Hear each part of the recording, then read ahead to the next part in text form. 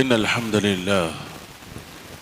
لله نحمده ونستعينه ونستغفره ونؤمن به ونتوكل عليه ونعوذ بالله من شرور أنفسنا ومن سيئات أعمالنا ومن يهده الله فلا مضل له ومن يضلله فلا هادي له وأشهد أن لا إله إلا الله وأشهد أن محمدا عبده ورسوله.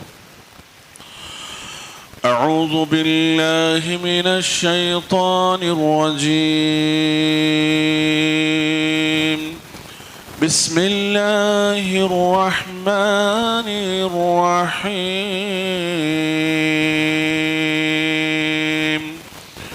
يا أيها الذين آمنوا اتقوا الله حق تقاته ولا تموتن إلا وأنتم مسلمون.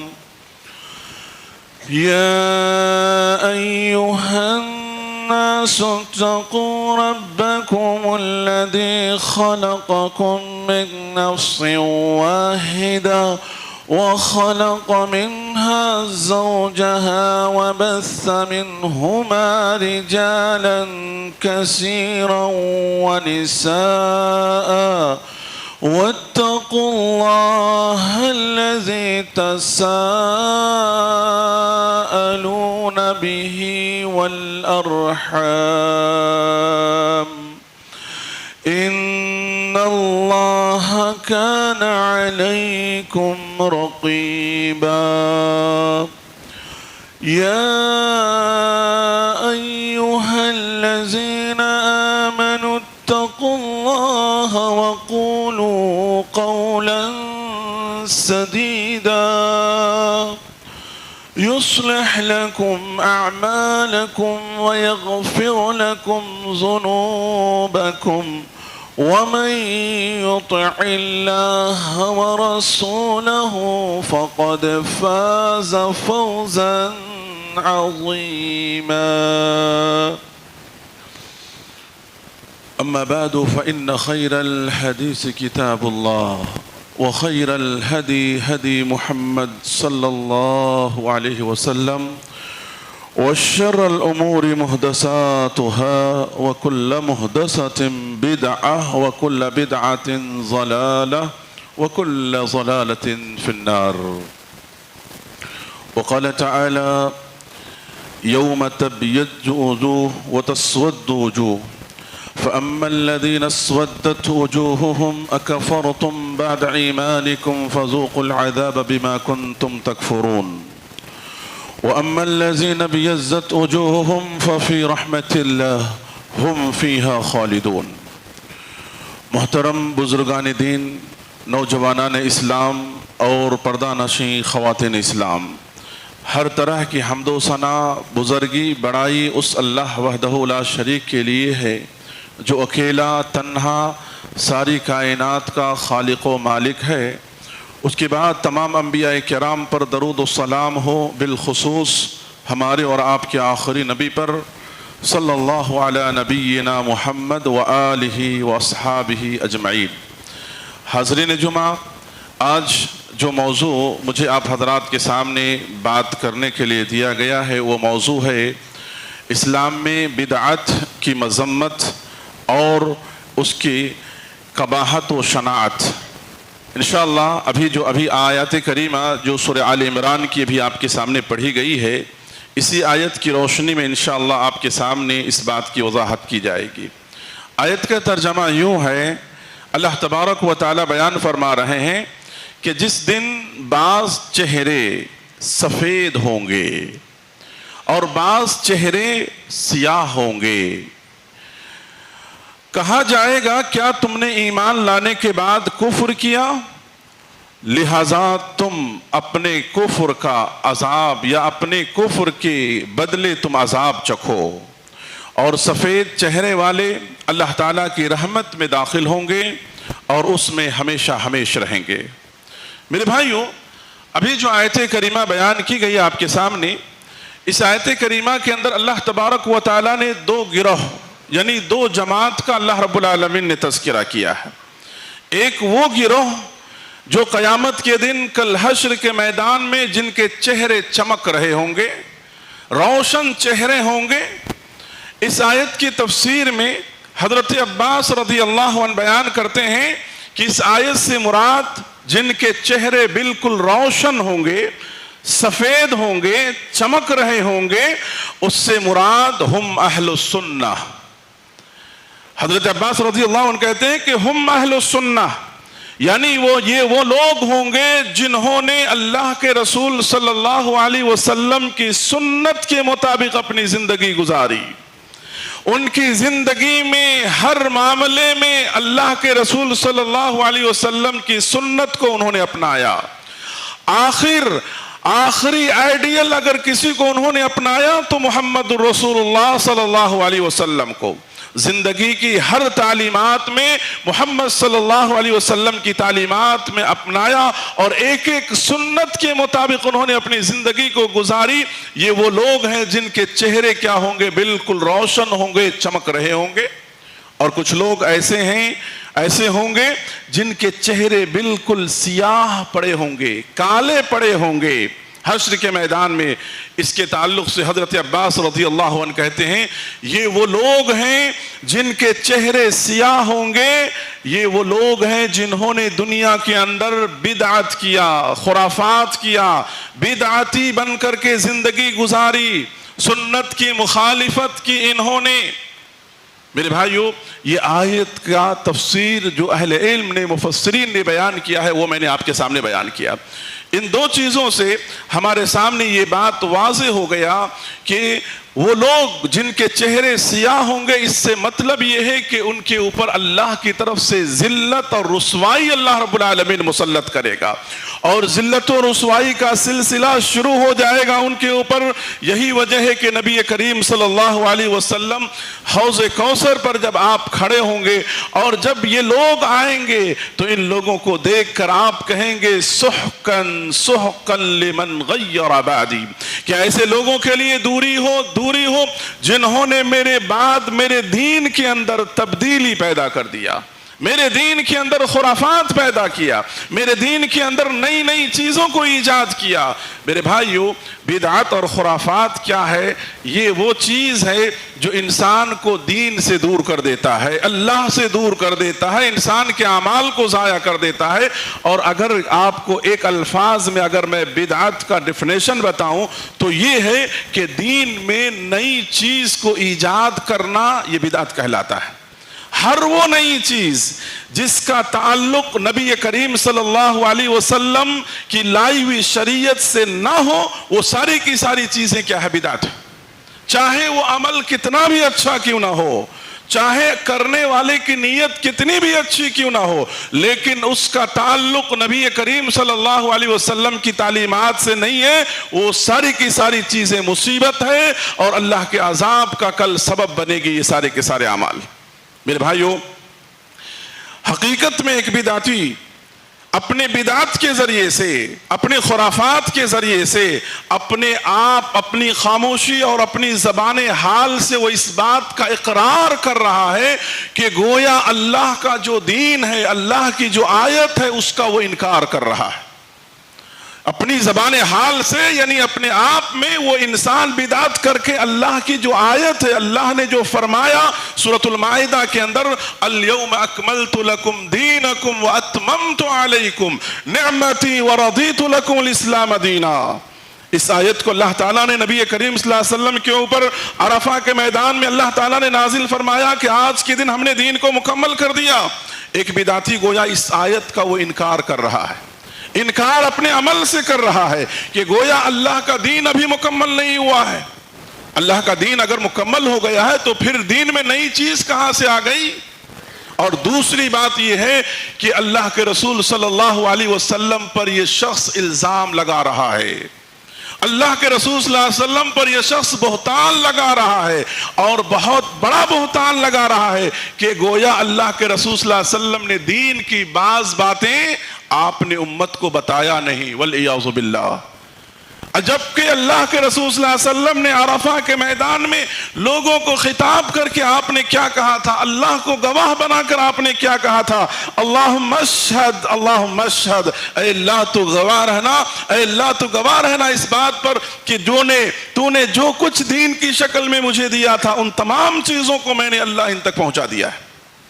اور آپ ایک بدعتی جو ہے یہ کہہ رہا ہے گویا اللہ کے رسول صلی اللہ علیہ وسلم نے دین کے حصے میں سے بعض چیزوں کو آپ نے ہم کو نہیں بتایا۔ جیسے فاتحہ خوانی ایک بدعتی کرتا ہے تو گویا اللہ کے رسول صلی اللہ علیہ وسلم نے اگر یہ دین کا حصہ ہوتا تو بتاتے، آپ نے نہیں بتایا، مطلب کیا ہے کہ آپ نے چھپایا ان چیزوں کو، ولیعوذ باللہ۔ ایک بدعتی میلاد منا رہا ہے تو گویا مطلب یہ ہے کہ یہ دین کا حصہ سمجھ کر وہ کر رہا ہے، گویا اللہ کے رسول نے نہیں بتلایا۔ ایک بدعتی سمجھے شب برات مناتا ہے، گویا اللہ کے رسول صلی اللہ علیہ وسلم نے اس عمل کو نہیں بتایا، یہ دین کا حصہ تھا، یوں سمجھیے آپ۔ ولیعوذ باللہ سوالات بہت سارے پیدا ہوتے ہیں، اس لیے کہ آپ جو کام کر رہے ہو گویا اللہ کے رسول کو معلوم نہیں تھا، یا اللہ کے رسول صلی اللہ علیہ وسلم کو معلوم تھا، آپ کو نہیں بتایا، امت کو نہیں بتایا۔ اتنا بڑا الزام یہ نبی کریم صلی اللہ علیہ وسلم کے اوپر۔ لہذا اللہ تبارک و تعالیٰ نے اس وجہ سے کہا کہ کل قیامت کے دن ایسے لوگوں کے چہرے کیا ہوں گے؟ سیاہ ہوں گے، جنہوں نے دین کے اندر دین کے نام پر نبی کی طرف منسوب کر کے غلط چیزوں کا انہوں نے ایجاد کیا اور رواج دیا ان تمام چیزوں کو۔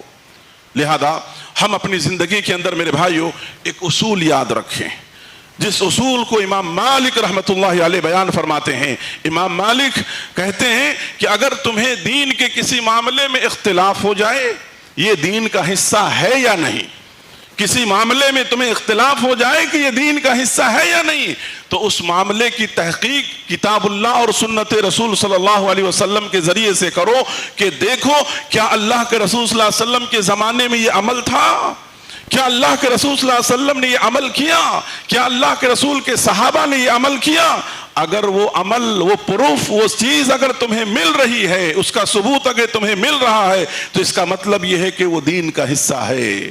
اور اگر تمہیں نہیں مل رہا ہے اس کا کوئی ثبوت اور کوئی پروف، تو ایسی صورت میں یہ سمجھو کہ یہ دین کا حصہ نہیں ہے، گرچہ کہنے والا کتنا بڑا بھی آدمی کیوں نہ ہو، گرچہ بات کتنی بڑی بھی کیوں نہ ہو، ان چیزوں کو دیوار پہ دے مارو۔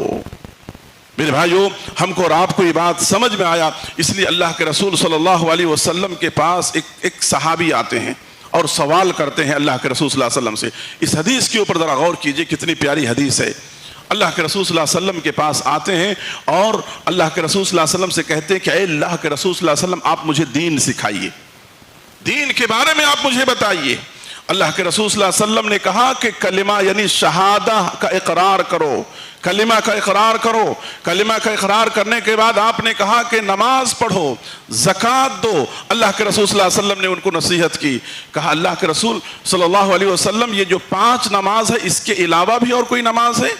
آپ صلی اللہ علیہ وسلم نے کہا کہ فرض نماز کے علاوہ بس نفل سنت نفل نمازیں ہیں، اگر تم یہ عمل کر لیتے ہو، اس کی پابندی کر لیتے ہو۔ پھر کہا اللہ کے رسول صلی اللہ علیہ وسلم نے کہ تم زکوٰۃ ادا کرو۔ اللہ کے رسول صلی اللہ علیہ وسلم نے صلی اللہ علیہ وسلم نے کہا کہ فرض زکوٰۃ یعنی جس کو اللہ نے صلاحیت اور طاقت، کہا اللہ کے رسول اس کے علاوہ بھی اور کوئی زکوٰۃ ہے؟ آپ نے کہا اللہ نے اگر صلاحیت دیا ہے تو نفل صدقہ جسے کہا تھا وہ کر سکتے ہو۔ پھر اللہ کے رسول صلی اللہ علیہ وسلم نے روزے کے بارے میں بتایا، اس شخص نے کہا کہ 1 مہینہ کا روزہ اللہ نے تمہارے اوپر فرض کیا ہے۔ اس شخص نے کہا کہ اللہ کے رسول کیا اس کے علاوہ بھی کوئی روزہ ہے؟ اللہ کے رسول صلی اللہ علیہ وسلم نے کہا کہ نفل روزہ جو احادیث میں اللہ کے رسول صلی اللہ علیہ وسلم نے بیان کیا ہے اس پہ انسان کہتے ہیں کہ اللہ کے رسول آپ گواہ رہیے گا، آپ نے جتنی بات مجھے بتائی ہے دین کے تعلق سے میں اس میں کوئی نہ تو کمی کروں گا اور کوئی نہ تو زیادتی کروں گا۔ اللہ کے رسول صلی اللہ علیہ وسلم بس آپ نے جتنی بات بتائی ہے میں اسی پہ زندگی بھر عمل کروں گا۔ اللہ کے رسول صلی اللہ علیہ وسلم نے اس کے جانے کے بعد کہا، اللہ کے رسول صلی اللہ علیہ وسلم دنیا کے اندر اگر کوئی شخص جنتی شخص کو دیکھنا چاہتا ہے تو اس کو دیکھ لے۔ مطلب کیا ہے؟ مطلب یہ ہے کہ اللہ کے رسول صلی اللہ علیہ وسلم نے جتنی بات ہم کو بتا دیا ہے ان باتوں کو اگر ہم اپنا لیتے ہیں اپنی زندگی کے اندر میرے بھائیوں تو ہماری کامیابی اللہ تبارک و تعالیٰ کے پاس انشاءاللہ اللہ کے فضل سے انشاءاللہ ہو جائے گی۔ اگر ان چیزوں پہ ہم عمل کر لیتے ہیں اس میں نہ تو کوئی کمی کرنے کی ضرورت ہے نہ تو زیادتی کرنے کی ضرورت ہے، دین کا بس وہی حصہ ہے جسے اللہ کے رسول صلی اللہ علیہ وسلم نے عمل کر کے ہم کو اور آپ کو دکھایا ہے۔ اسی طرح سے میرے بھائیوں سب سے پہلی بات یہ ہے کہ ایک بدعتی انسان جب بدعت کرتا ہے تو اس کا نقصان کیا ہوتا ہے؟ اس کا نقصان، سب سے بڑا نقصان یہ ہوتا ہے کہ اس کے اعمال جو دین کا حصہ سمجھ کر کے وہ اعمال کر رہا ہے، ان اعمال کا اسے اجر و ثواب ملنے والا نہیں ہے اللہ کے پاس. چاہے وہ کتنی بھی محنت کر لے، چاہے وہ کتنی بھی عبادتیں کر لے، چاہے وہ کتنی بھی تلاوت قرآن کر لے، چاہے وہ دین پہ کتنا بھی عمل کر لے، لیکن اس کا تعلق اگر دین سے نہیں ہے، بدعت ہے، بدعتی کے اندر مبتلا ہے. اللہ تبارک و تعالیٰ نے کہا کہ الذین ضل سعیہم فی الحیاۃ الدنیا، کہ کتنے ایسے لوگ ہیں جو دنیا کی زندگی میں تو بڑی محنت کرتے ہیں، لیکن وہ چیز جو کر رہے ہیں اس کا ثبوت دین کے اندر محمد صلی اللہ علیہ وسلم کے حوالے سے نہیں ہے، وہ آپ کی سنت میں سے نہیں ہے. اس لیے ان کو بدلہ ملنے کے بجائے اللہ تعالیٰ ان کو سزا دے گا. اور اللہ تعالیٰ نے اس بات کی وضاحت کرتے ہوئے اللہ تبارک و تعالیٰ نے سورہ غاشیہ کے اندر کہا کہ عاملۃ ناصبہ تصلی نارا حامیہ تسقی من عین آنیہ، کہ کل قیامت کے دن کتنے ایسے لوگ ہوں گے جو عبادت کر کے تھک چکے ہوں گے، لیکن ان کی عبادتوں کو اللہ ضائع کر دے گا اور ان کے اوپر گرم گرم پانی ڈالا جائے گا اور انہیں گھسیٹ کر جہنم کے اندر داخل کیا جائے گا. کیوں؟ ان کا قصور یہ ہے کہ جو عمل انہوں نے کیا ہے وہ عمل سنت رسول صلی اللہ علیہ وسلم کے مطابق نہیں. تو میرے بھائیو، ہم جو بھی عمل کرتے ہیں اس عمل کی تحقیق ہو کہ یہ کتاب و سنت کے مطابق ہے یا نہیں. ہر کہنے والے کی بات ہم نہیں لے سکتے ہیں. اگر وہ بات کتاب و سنت کے مطابق ہے تو وہی چیز ہمارے لیے کامیابی کا ذریعہ ہے. آپ اندازہ کیجئے کہ یہود و نصارہ جس کا ذکر اللہ تعالیٰ نے قرآن مجید کے اندر کئی مقامات پہ اللہ نے کیا ہے، یہ کیوں گمراہ ہوئے؟ دین کے اندر کمی کرنے اور زیادتی کرنے کی وجہ سے یہ لوگ گمراہ ہوئے ہیں. ان کی تباہی اور بربادی جو ہوئی ہے دین کے اندر کمی اور زیادتی کرنے کی وجہ سے. نصارہ نے دین میں زیادتی کر دیا، یہودیوں نے دین کے اندر کمی کر دیا، دینی تعلیمات کو انہوں نے چھپا لیا. لہذا اللہ تبارک و تعالیٰ نے جو ہم کو اور آپ کو ہر نماز میں سورہ فاتحہ کی جو تعلیم دی ہے، ہر رکعت میں جو ہم سورہ فاتحہ پڑھتے ہیں میرے بھائیو، اس میں ہم اللہ سے کیا دعا کرتے ہیں؟ اللہ سے یہی کہتے ہیں اہدنا الصراط المستقیم صراط الذین انعمت علیہم غیر المغضوب علیہم ولا الضالین، کہ پروردگارہ ہمیں سیدھے راستے پر چلا، صراط مستقیم پر چلا اللہ تبارک و تعالی، اور ان لوگوں کے راستے سے اللہ تو ہماری حفاظت فرما جو گمراہ ہوئے، جن پہ تیرا غضب ہوا، جن پہ تیرا عذاب نازل ہوا. اے اللہ ایسی ذلت و رسوائیوں سے اللہ ہماری حفاظت فرما. ہر رکعت میں آپ اس فاتحہ کو پڑھتے ہیں، یعنی ہر وقت اللہ سے کہتے ہیں کہ اللہ ہر قسم کی دین میں کمی اور زیادتی سے اللہ تو ہماری حفاظت فرما، صراط مستقیم پر پروردگارہ تو ہمیں چلا. میرے بھائیو، یہ بہت ہی اہم اور بہت ہی ضروری بات تھی جو آپ کے سامنے بیان کیا جا رہا ہے. اسی طرح سے میرے بھائیو، ہم اور آپ جو ہیں دیکھتے ہیں کہ جہاں کہیں بھی بدعات اور خرافات جنم لیتا ہے، وہاں سے اس ماحول سے اس جگہ سے سنتیں دور ہو جاتی ہیں، سنتیں دور ہو جاتی ہیں، سنتیں رخصتیں ہو جاتی ہیں. کتنی ایسی مثالیں میں آپ کے سامنے بیان کر سکتا ہوں، لیکن وقت کے حساب سے میں ایک مثال میں آپ کو دیتا ہوں. دیکھیے، نماز کے بعد کا مسئلہ ہے. اللہ کے رسول صلی اللہ علیہ وسلم کی پوری زندگی کو آپ پڑھیں. آپ صلی اللہ علیہ وسلم کا جو سنت عمل تھا، آپ نماز سے جب فارغ ہوتے سلام پھیرتے، عوام کی طرف آپ کا چہرہ ہوتا، مصلی پر آپ رخ کر کے بیٹھتے. اللہ کے رسول صلی اللہ علیہ وسلم کی کتنی اذکار ہے، نماز بعد الصلاۃ اذکار، کتنی مسنون اذکار ہیں اللہ کے رسول صلی اللہ علیہ وسلم جو ہیں پڑھا کرتے تھے. لیکن آج ایک نئی بدعت جسے اجتماعی دعا کی شکل میں جو بدعت انجام دی جاتی ہے، نماز ختم ہوا فوری طور پر امام جو اجتماعی دعا کا نظام بنایا ہوا ہے، آپ دیکھیں لوگ بس دعا ختم ہوا اپنے ہاتھوں کو اپنے چہرے پر ملتے ہوئے، اپنے دامن کو جھٹکتے ہوئے، سب سمجھے ایک دوسرے کے گردنوں کو پھدالتے ہوئے نکلنا شروع کر دیتے. کتنے لوگ ہیں جو اللہ کے رسول صلی اللہ علیہ وسلم کی سنت یعنی اس اذکار پر عمل کرتے بتائیں؟ کتنی ایسی پیاری پیاری دعائیں ہیں نبی کریم صلی اللہ علیہ وسلم کی جو نماز کے بعد اللہ کے رسول صلی اللہ علیہ وسلم پڑھا کرتے تھے. بتاؤ کتنے لوگ کرتے ہیں؟ یہ کتنی بڑی سنت ہے جو ہمارے سماج اور ہمارے معاشرے اور ہمارے درمیان سے رخصت ہو چکی ہے. اللہ ماشاء اللہ جو لوگ کتاب و سنت کے مطابق زندگی گزارنے والے ہیں، ان کی مسجدوں میں اور ان کی محفلوں میں الحمدللہ اس کا اہتمام ہوتا ہے. لیکن ایک بڑی تعداد امت کی آج اس سنت کو چھوڑ کر کے اس بدعت کو انجام دے رہی ہے. میرے بھائیو، اسی طرح سے انسانی زندگی کے اندر یہ بدعت کیسے آتا ہے، بدعت کہاں سے آتا ہے، بدعت کی شروعات کیسے ہوتی ہے؟ تو جب ہم کتاب و سنت کو پڑھتے ہیں تو معلوم ہوتا ہے کہ بدعت کی اصل ابتدا اور انسان کی زندگی میں جو چیز آتی ہے اس کی وجہ یہ ہے کہ انسان صحیح اور ضعیف حدیث کے درمیان فرق نہ کرے. انسان صحیح اور ضعیف حدیث کے درمیان فرق نہ کرے. اس کی وجہ سے کیونکہ ہمارا دین جو ثابت ہوتا ہے وہ صحیح حدیث سے، اللہ کے رسول صلی اللہ علیہ وسلم کی جو اتھینٹک حدیثیں ہیں، صحیح حدیث جس کو الحمدللہ محدثین کرام نے باقاعدہ اللہ کے فضل اور اس کے احسان سے ساری احادیثوں کو جمع کیا ہے، محفوظ کیا ہے، ان صحیح حدیث کو چھوڑ کر کے انسان ضعیف حدیث کی طرف جاتا ہے. یہ چیز انسان کی گمراہی کا سبب بنتا ہے. میرے بھائیو، آج سوشل میڈیا کا زمانہ ہے. آج بہت ساری حدیثیں جس کی کوئی سند نہیں ہوتی ہے، جس کا کوئی متن نہیں ہوتا، جس کا کوئی اصل نہیں ہوتا ہے، موضوعاً من بھڑت باتیں ہوتی ہیں، اللہ کے رسول صلی اللہ علیہ وسلم کی طرف منسوب کر کے ان باتوں کو پوسٹ کیا جاتا ہے، شیئر کیا جاتا ہے. سامنے والا نہ تو اس کی تحقیق کرتا ہے، نہ تو کسی عالم سے پوچھتا ہے، نہ تو کسی امام سے پوچھتا ہے، بلکہ اس کو دین کا حصہ سمجھ کے اس پہ انسان عمل در عمل انسان کرتا ہوا چلا جاتا ہے. تو لہذا آپ کے سامنے جب بھی اللہ کے رسول صلی اللہ علیہ وسلم کے حوالے سے کوئی دین کی بات آئے تو آپ اس کے بارے میں اگر صحیح طریقے سے علم نہیں رکھتے ہیں تو آپ اس کے بارے میں تحقیق کریں. اللہ تعالیٰ نے قرآن مجید کے اندر کہا کہ یا ایھا الذین آمنوا ان جاءکم فاسق بنبأ فتبینوا ان تصیبوا قوما بجہالہ. بھئی دنیا کے معاملے میں اگر تمہارے پاس کوئی خبر آتا ہے تو اس کی تحقیق کرتے ہو.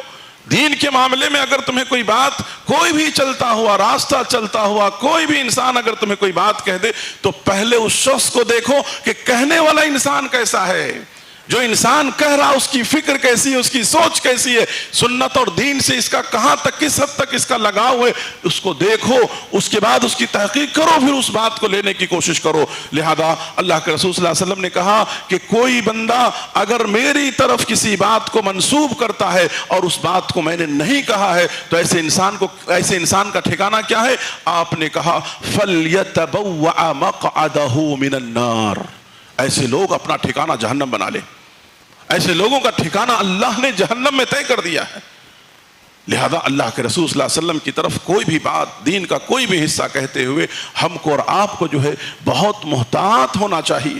آج آپ دیکھیے بہت سارے گمراہ فرقے جو ہیں، گمراہ لوگ جو ہیں، بدعت و خرافات کی طرف دعوت دینے والے جو لوگ ہیں، وہ بھی حدیث سے استدلال کرتے ہیں، وہ بھی حدیث بیان کرتے ہیں. لوگ کہتے ہیں بھئی وہ بھی قرآن کی آیت پڑھے ہیں، وہ بھی حدیث پڑھے، لیکن وہ حدیث کیا صحیح ہے؟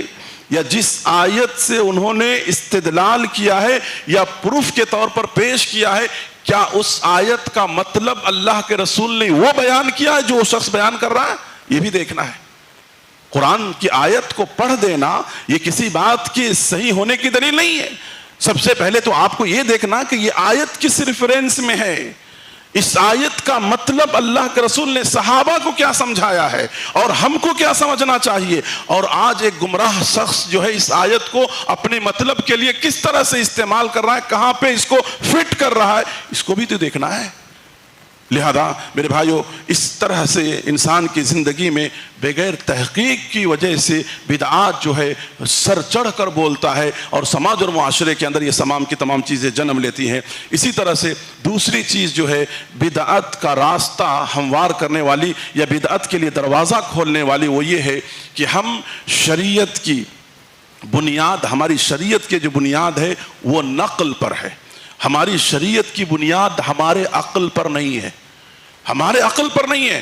بہت سارے آج کے نوجوان یا آج باقاعدہ ایک فرقہ مستقل طور پر کام کر رہا ہے نوجوانوں کے اندر، جو اسکول کالجز کے اندر پڑھتے ہیں، جو دین سے دور ہیں، جو مدرسوں میں نہیں جاتے ہیں، کرسچن مشنری اسکولوں میں، غیروں کے اسکول میں پڑھتے ہیں. ایسے بچوں کے اوپر وہ لوگ کام کر رہے ہیں باقاعدہ.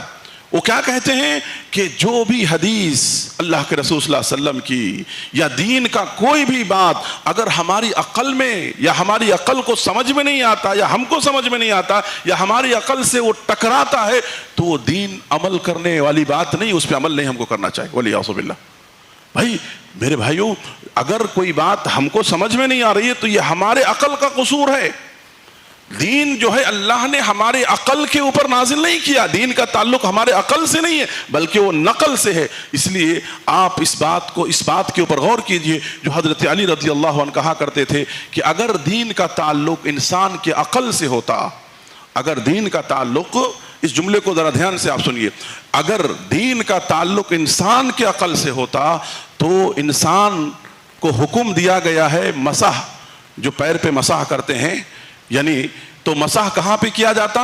پیر کے نچلے حصے میں کیا جاتا، کیونکہ گندگی پیر کے نچلے حصے میں لگتی ہے، لیکن شریعت ہم کو کیا کہتی ہے؟ مسح پیر کے اوپر کے حصے میں کرنا ہے، پیر کے اوپر کے حصے میں کرنا ہے۔ یہ شریعت، یہ عقل، یہ نقل ہے، یہ اللہ کے رسول صلی اللہ علیہ وسلم کا حکم ہے، یہ ہم کو سمجھ میں آئے نہ آئے لیکن ہم کو مسح اوپر ہی کرنا ہے۔ اگر کوئی آدمی کہے کہ نہیں میری عقل اس بات کو نہیں مانتی میں نیچے ہی کروں گا، تو وہ انسان دین کا، حدیث کا، تمام چیزوں کا وہ منکر ہے وہ انسان۔ تو لہذا دین کا تعلق ہمارے عقل سے نہیں بلکہ نقل سے ہے۔ اور آپ کو تیسری بات میں یہ بتاؤں کہ بدعت و خرافات کا تعلق اور اس کے لیے جو دروازے کھلتے ہیں آج ہمارے درمیان، وہ یہ ہے گمراہ کن عالموں کا، یا گمراہ کن اساتذہ کا، یا گمراہ کن لوگوں کی پیروی کرنے اور ان لوگوں کی باتوں کو سننے سے۔ میرے بھائیوں، آج آپ اور ہم جس ماحول کے اندر زندگی گزار رہے ہیں، یہاں پر گمراہی کی طرف بلانے والے بہت سارے لوگ ہیں، گمراہی کی طرف دعوت دینے والے بہت سارے لوگ ہیں، جو اسلامی بھیس میں، اسلامی شکل میں، اسلامی لباس میں آپ کو نظر آئیں گے۔ لہذا یہ ان کے آپ، اس لیے عبداللہ بن مبارک کہا کرتے تھے کہ لوگوں، دین لینے سے پہلے، اس سے پہلے دین جس آدمی سے لے رہے ہو اس آدمی کو دین لینے سے پہلے اس کو اچھی طرح سے دیکھ لو، اس کا عقیدہ کیسا ہے، اس کا اخلاق کیسا ہے۔ یہ دین کی جو بات ہم اس سے لے رہے ہیں کہیں گمراہ کن باتیں تو نہیں بتلا رہا ہے۔ آپ کو معلوم ہے کہ دین کے اندر گمراہی پھیلانے والوں میں غیر مسلمین بہت سارے ہیں، ان کی بڑی لمبی فہرست ہے۔ بہت سارے یہود و نصارہ ہیں جنہوں نے اسلام کا لبادہ اوڑھ کر کے دین کی شکل کو بدلنے کے لیے انہوں نے باقاعدہ طور پر اس پہ کام کیا، انہوں نے باقاعدہ طور پر۔ آج بہت ساری چیزیں آپ یوٹیوب سے، ہر چیز سمجھے آپ یوٹیوب پہ چلے جاتے ہیں، آپ کو معلوم ہے کہ یوٹیوب کے اندر جو ہے کتنی ساری چیزیں، گوگل کے اندر کتنی ایسی چیزیں ہیں جو شیعوں کی تفسیر بھی ہیں، شیعوں کی تفسیر ہے، روافض کی تفسیر ہے، معتزلہ انہوں نے بھی قرآن کی تفسیر کی ہے۔ یہ لوگ گمراہ ہیں جو دائرہ اسلام سے باہر ہے، معلوم ہونی چاہیے آپ کو۔ آپ کو اگر علم نہیں ہے، اگر آپ ایسے لوگوں کی تفسیر، ایسے لوگوں کی فکر، ایسے لوگوں کی حدیث کے ٹرانسلیشن اگر آپ پڑھیں گے تو گمراہی کے علاوہ آپ کو کیا ملے گا؟ تو لہذا جب ہم بیانات سنتے ہیں کسی عالم کے، جب ہم خطبات سنتے ہیں کسی عالم کے، جب ہمارے بچوں کے پڑھانے والے لوگ جو جن کو ہم متعین کرتے ہیں، وہاں پہ ضرور بھی ضرور ہمیں اس بات کے تعلق سے آگاہ ہونا چاہیے، باخبر ہونا چاہیے، کیئرفل ہونا چاہیے کہ یہ شخص، اس کا ایمان اور عقیدہ کیسا ہے۔ ایسا نہیں کہ اس کی وجہ سے ہمارے بچے کسی بدعت میں یا کسی گمراہی میں یا کسی ضلالت کے اندر چلے جائیں اور پھر ہماری آخرت برباد ہو جائے۔ ان باتوں کا بھی خیال ہونا چاہیے میرے بھائیوں۔ اسی طرح سے آخری بات کہہ کر میں اپنی بات کو میں ختم کرتا ہوں، وہ یہ ہے کہ بدعتی لوگوں کے ساتھ ہمارے معاملات کیسے ہونی چاہیے۔ دیکھیے، اس کے تعلق سے سلف میں سے یعنی امام اہل السنہ امام احمد بن حنبل رحمہ اللہ کے بارے میں آتا ہے کہ ہم اور آپ جو ہے کبھی کبھی جذبات میں آ کر کے فوری طور پر ہم ایسے بدعتی اور خرافاتی لوگوں سے دوری اختیار کر لیتے ہیں، کہتے ہیں کہ یہ بھی غلط بات ہے۔ دیکھیے، کوئی انسان بدعت کے اندر مبتلا ہے، خرافات کے اندر مبتلا ہے، تو دوری اختیار کرنے سے اس کی اصلاح نہیں ہوگی۔ اس لیے ہم اس کو دعوت کے ارادے سے، دینی دعوت کے ارادے سے، دینی ناحیے سے اصلاح کے ارادے سے ہم اس سے قریب ہوں یا اس کو ہم اپنے سے قریب کریں، ہماری محفل اور مجلس میں ہم انہیں باقاعدہ طور پر بیٹھنے دیں، دعوت دیں، تاکہ وہ ہماری کتاب و سنت کی باتیں سن کر کے وہ اپنی اصلاح کر لیں۔ کیونکہ امام احمد کی مجلس میں باقاعدہ دو بڑا بدعتی اپنے زمانے کا دو بڑا بدعتی شخص جو ہے ان کے درس میں بیٹھتا تھا۔ لوگوں نے اعتراض کیا کہ امام اہل السنہ یہ بدعتی شخص آپ کی محفل میں بیٹھتا ہے؟ تو امام احمد نے اس کا جواب یہ دیا کہ یہ شخص میری بات کو سنتے سنتے کتاب و سنت کے ذریعے سے کہیں اپنی اصلاح کر لے گا، اور ہوا ایسا کہ اس نے اپنی اصلاح کر لی۔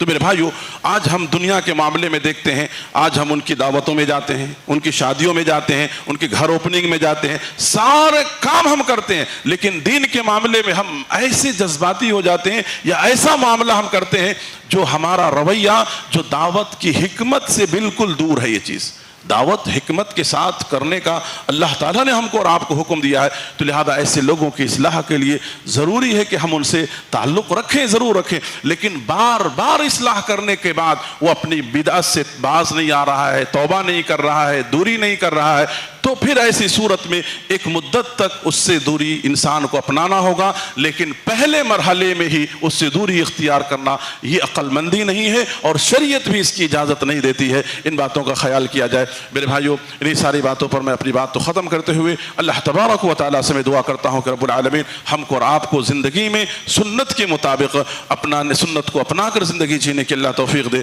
اور ہر قسم کی بدعات سے، خرافات سے، جو جہنم کی طرف لے جانے والے اعمال ہیں، ان تمام چیزوں سے اللہ تمام کی حفاظت فرما، آمین۔ اقول قولی ھذا استغفر اللہ لی ولکم۔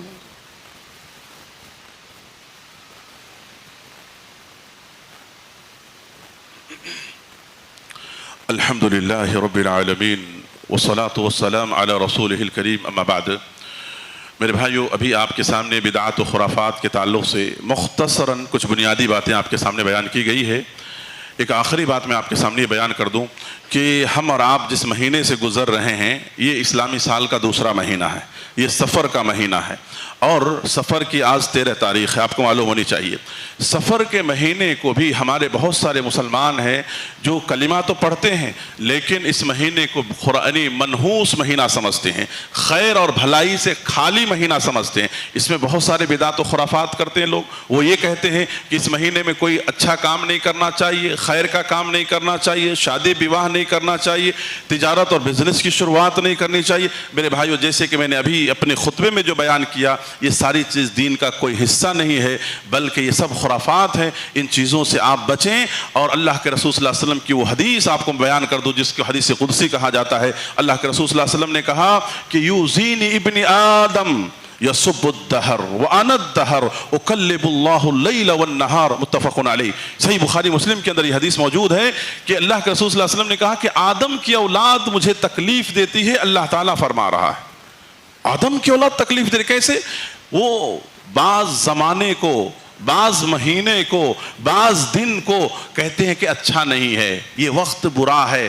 میرے بھائیو، اللہ نے جو بھی وقت بنائے ہیں، دن رات جو بھی بنائے ہیں، مہینے بنائے ہیں، سال بنائے، سب اچھا ہے، سب کے اندر خیر اللہ نے رکھا ہے۔ لہذا کسی کو برا کہنا کسی وقت کو، یہ ایمان کے خلاف چیزیں ہیں۔ لہذا سفر کے مہینے میں آپ دیکھیے اللہ کے رسول صلی اللہ علیہ وسلم کی کتنی جنگیں ہوئی ہیں، اسلامی جنگیں ہوئی ہیں۔ اللہ کے رسول صلی اللہ علیہ وسلم نے کئی ایک نکاح کیے ہیں، اللہ کے رسول صلی اللہ علیہ وسلم نے، صحابہ میں سے بہت سارے نے اچھے۔ تو لہذا ہم ان بدعقیدگیوں سے اپنے دل و دماغ کو پاک کریں، اور اس طرح کے تصورات اپنے دلوں و دماغ کے اندر ہرگز نہ رکھیں، بلکہ نارمل دنوں کی طرح یہ دن بھی ہیں جس میں آپ اچھے کام کریں، بھلائی کے کام کریں، خیر کے کام کریں۔ میرے بھائیوں، آخر میں ایک دو اعلان پر اپنی بات کو میں ختم کرتا ہوں۔ سب سے پہلا یہ ہے کہ کچھ لوگوں نے دعا کی درخواست کی ہے، جو بیمار ہیں، کہ ان کی حق میں دعا کریں کہ اللہ تعالیٰ انہیں شفا عاجلہ کاملہ نصیب کریں۔ ایک جناب عبدالسلام، ان کے بھائی کافی سیریس حالت ہیں، ان کی طبیعت کے لیے دعا کریں کہ اللہ انہیں شفا عاجلہ کاملہ نصیب کرے۔ اور اسی طرح سے ہمارے مسجد کے ایک مصلی ناصر بھائی، ان کے والد صاحب کی بھی طبیعت کافی ناساز ہے، اور ان کی حق میں اور اس کے علاوہ جو بھی بیمار ہے، اللہ ان تمام کو اللہ شفا عاجلہ کاملہ اللہ رب العالمین جلد سے جلد نصیب فرما دے، آمین۔ اور دیکھیے، شریعت ہم کو لوگوں کو پانی پلانے کی تعلیم دیتا ہے۔ پانی پلانا ایک بہت بڑا صدقہ ہے، کئی حدیث اللہ کے رسول صلی اللہ علیہ وسلم کو آپ کو ملے گا۔ تو اسی طرح سے ہمارے مسجد کے اندر لوگوں کے پانی پینے کے لیے ایک بڑا اچھا خاصا انتظام، ایک اللہ کا بندہ، گمنام شخص جس نے انتظام کیا ہے، اللہ سے ہم دعا کرتے ہیں کہ اللہ تعالیٰ اس شخص کے اس عمل کو قبول فرمائے، اور اللہ تعالیٰ اس کو مزید نیک کام کرنے کے اللہ توفیق نصیب فرمائے، آمین۔ آخری اعلان یہ ہے کہ آپ جس طرح سے ہر جمعہ ہماری مسجد کا آپ تعاون کرتے ہوئے جاتے ہیں، آج بھی آپ سے میں ریکویسٹ کرتا ہوں، اپیل کرتا ہوں مرد و خواتین سے کہ آپ زیادہ سے زیادہ تعاون کرتے ہوئے جائیں۔ اللہ آپ کے دیے ہوئے مال کو قبول فرمائے، بقیہ مال میں اللہ خیر و برکات اللہ رب العالمین نصیب فرمائے، آمین۔ ان الحمد للہ نحمده ونستعینه ونستغفره ونؤمن به ونتوکل علیہ ونعوذ باللہ من شرور انفسنا ومن سیئات اعمالنا ومن يهده الله فلا مضل له ومن يضلله فلا هادي له اشهد ان لا اله الا الله واشهد ان محمدا عبده ورسوله ان الله وملائكته يصلون على النبي اللهم صل على محمد وعلى ال محمد كما صليت على ال ابراهيم وعلى ال ابراهيم انك حمید مجید۔ عباد اللہ رحمنی ورحمکم اللہ، ان اللہ یأمرکم بالعدل والإحسان وإیتاء ذی القربى وینہی عن الفحشاء والمنکر والبغی یعظکم لعلکم تذکرون اذکروا اللہ یذکرکم وادعوہ یستجب لکم ولذکر اللہ تعالی اعلی عز واتم واہم واکبر۔